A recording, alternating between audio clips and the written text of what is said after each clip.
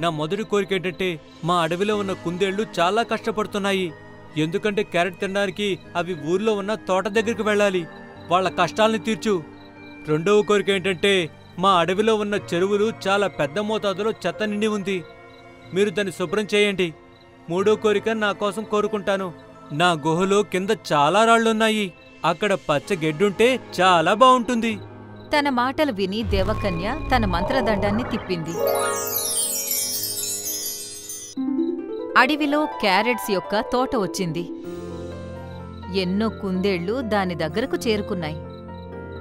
అరే వా, మన అడవిలో క్యారెట్సా! ఆ తర్వాత చెరువులో నీళ్లు కూడా శుభ్రం అయిపోయాయి. అలాగే లంబూ జింక గుహలో పచ్చని గడ్డి పెరిగింది. అరే వా! లంబూ జింక గడ్డి మీద కూర్చుంది.